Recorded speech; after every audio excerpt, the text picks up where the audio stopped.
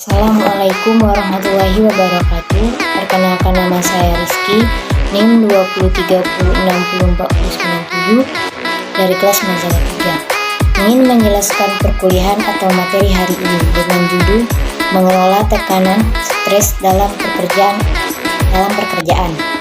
Arti dan 4 pandangan tentang stres.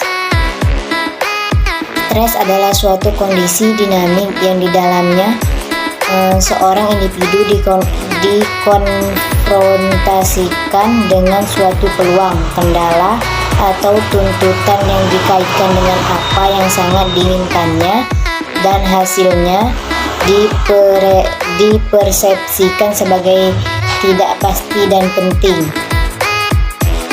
Stres adalah kondisi dinamis dengan rasa tegang dan cemas pada individu atau kumpulan individu dikarenakan ketidakseimbangan antara tuntutan dan kemampuan respon yang diharapkan dengan kesempatan pembatasan yang diinginkannya, dengan ditandai oleh ketegangan emosional yang berpengaruh terhadap kondisi mental dan fisik. Stres berarti sesuatu hal-hal urutan yang menumpuk dan yang berbeda-beda bagi setiap orang. Dengan cara yang sederhana, dapat dikatakan bahwa stres itu adalah suatu yang bersangkutan dengan interaksi antara orang dengan lingkungannya. 1. Definisi rangsangan. Stimulus deficient. Definisi stimulus adalah sebagai berikut. Stres adalah kekuatan atau stimulus yang menentukan individu yang menimbulkan tanggapan response terhadap ketegangan. Ketegangan di sini adalah tekanan atau dalam arti fisik adalah pengubahan bentuk suatu persoalan. Yang timbul dari definisi ini adalah definisi tersebut tidak memperhatikan bahwa dua orang yang terkena tekanan yang sama beratnya mungkin menderita tingkatan ketegangan yang jauh berbeda. 2. Definisi tanggapan. Definisi tanggapan stres adalah sebagai berikut. Stres adalah tanggapan psikologis dari seseorang terhadap tekanan lingkungannya, di mana penekanannya berupa peristiwa atau situasi ekstrim yang dapat berbahaya. Definisi stimulus, tekanan merupakan peristiwa ekstrim. Di sini stres adalah tegangan intern. Definisi ini tidak berhasil memungkinkan setiap orang untuk meramal sifat tanggapan stres, atau malahan orang tidak mungkin mengetahui apakah akan ada tanggapan terhadap tekanan atau tidak.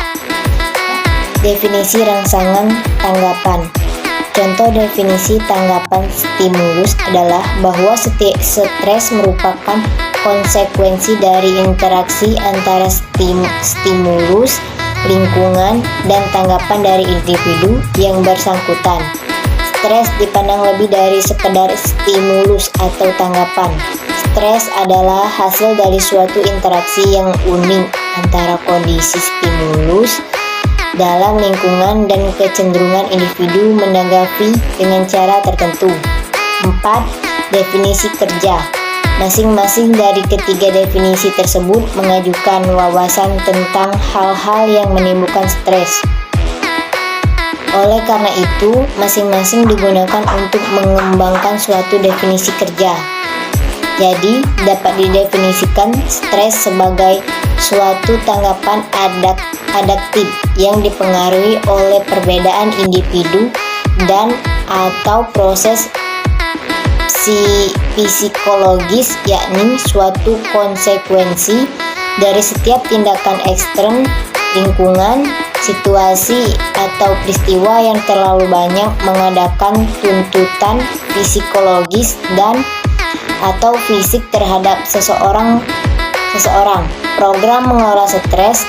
Seseorang manajer yang arif tidak pernah mengabaikan masalah pergantian karyawan dan keabsenan, penyalahgunaan obat-obat di tempat kerja, penurunan prestasi, penurunan kualitas produksi, atau setiap tanda yang menunjukkan bahwa sasaran presentasi organisasi tidak tercapai. Manajer yang efektif memandang kejadian ini sebagai gejala dan melihat di belakang gejala tersebut untuk mengidentifikasi dan mengoreksi sebab-sebab yang mendasarinya. Namun, kebanyakan manajer masa kini masih mencari kemungkinan sebab-sebab tradisional seperti jeleknya pelatihan training, peralatan yang rusak, atau tidak memadainya instruksi tentang hal-hal yang perlu dikerjakan. Dari semua kemungkinan tersebut, stres tidak termasuk dalam urutan daftar kemungkinan masalah.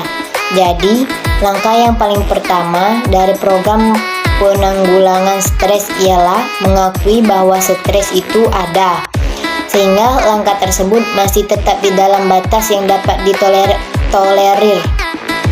Setiap program intervensi untuk membatasi stres harus menentukan lebih dahulu atau tidaknya stres dan penyebab keberadaannya.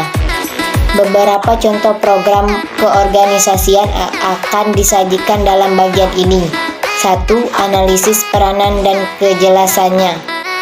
Telah dikemukakan bahwa jika stres berlebihan muncul dalam satu peranan, manajemen dapat memprakarsai tanggapan yang adaptif.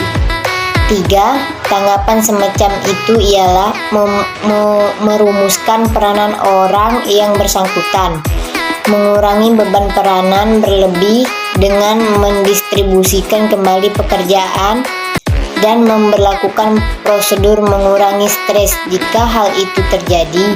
Misalnya, mengizinkan karyawan mengadakan pertemuan dan mereka yang menyebabkan masalah sehingga penyelesaiannya dapat dilakukan.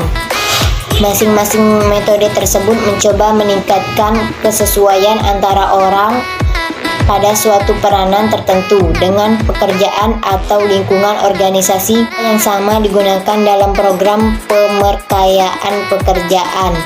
Pemerkayaan pekerjaan melibatkan perumusan dan penataan kembali suatu pekerjaan untuk membuat pekerjaan tersebut lebih bermanfaat, menantang, dan secara intrinsik mengandung imbalan. Dalam masalah stres, pekerjaan sasaran pemerkayaan pekerjaan ialah untuk membuat pekerjaan itu lebih merangsang dan menantang.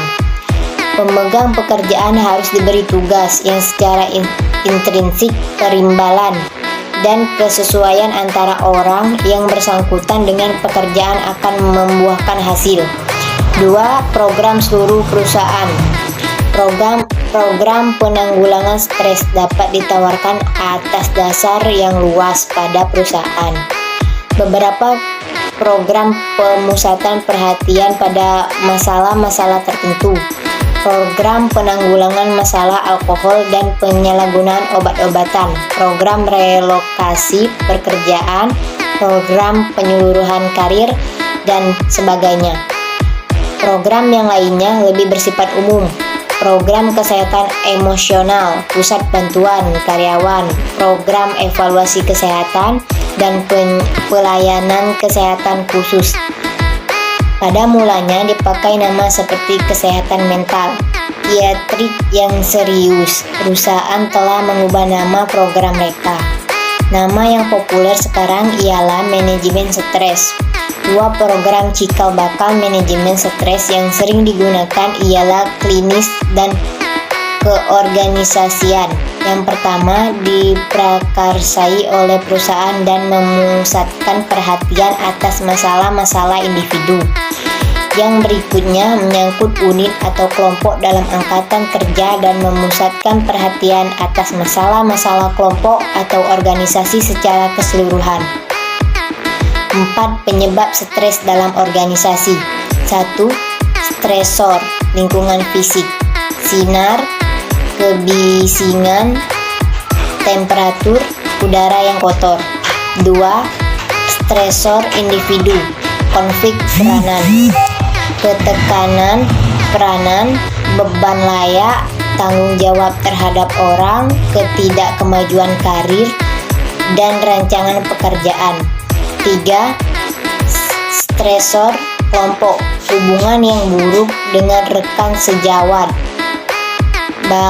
bawahan, dan atasan. 4. Stresor keorganisasian, ketidakan partisipasi, struktur organisasi, tingkat jabatan, dan ketidakkebijakan yang jelas. Mungkin itu saja penjelasan dari saya. Saya akhiri. Wassalamualaikum warahmatullahi wabarakatuh.